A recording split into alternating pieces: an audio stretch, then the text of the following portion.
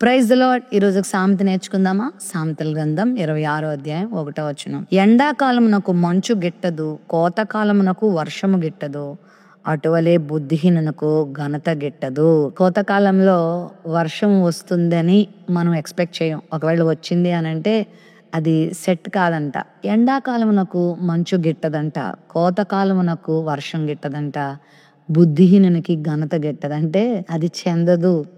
బుద్ధిహీనునికి ఘనత వస్తుంది అని ఎక్స్పెక్ట్ చేయటం చాలా అసంభవం.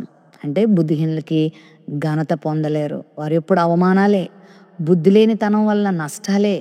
బుద్ధి లేనితనం వల్ల వారి జీవితంలో వాళ్ళు అనుకుంటారు మేము చాలా తెలివైన వాళ్ళం, మేము చాలా ఘనత పొందేస్తామని. కానీ వాళ్ళు చివరి పొందుకునేది అవమానమే, తిరస్కారమే, ధిక్కారమే వాళ్ళు ఎదుర్కోవాల్సి ఉంటుంది.